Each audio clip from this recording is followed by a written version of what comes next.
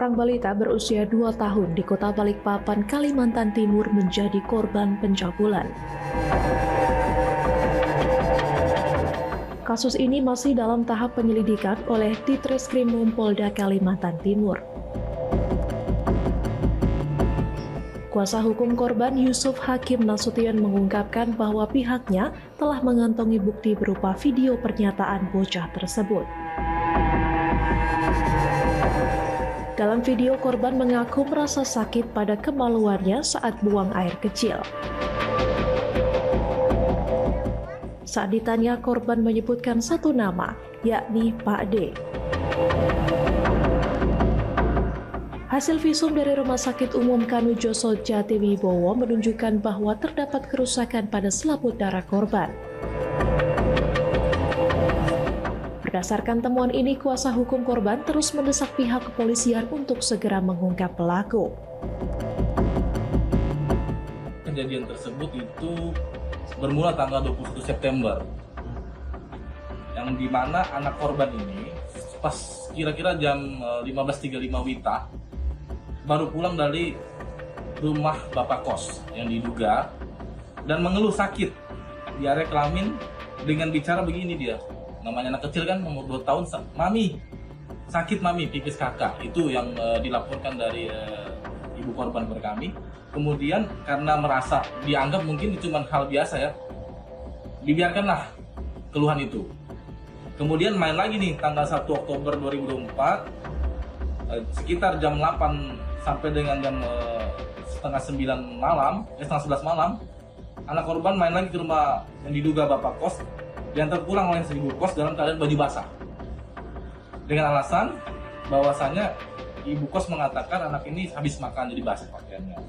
Nah, kemudian keesokan harinya, sebelum itu malamnya dicuci dulu di tangannya, melepas biasa lah seperti anak biasanya, bajunya dimandiin. Terus anak ini mengeluh lagi sakit sewaktu sedang pipis, gitu kan.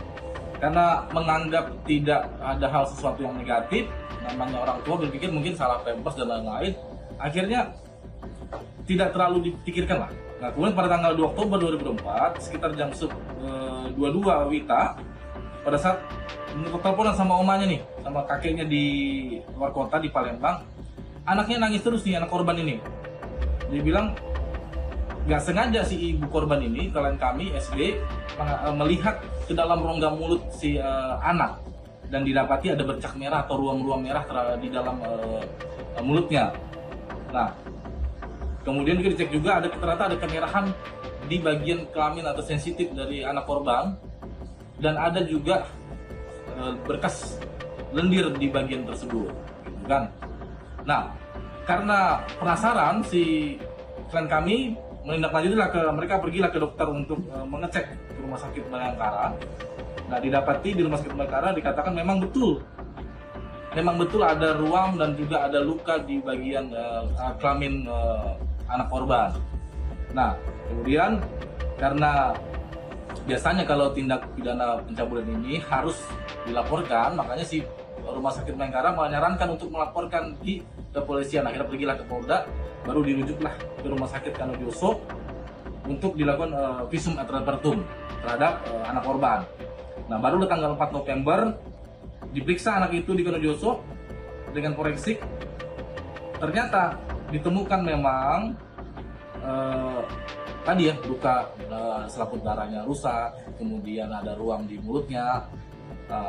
Barulah ibu korban tanggal 4 setelah pulang dari rumah sakit membuat laporan pengaduan LP tanggal 4 Oktober 2024. Nah, ini bukti lapornya.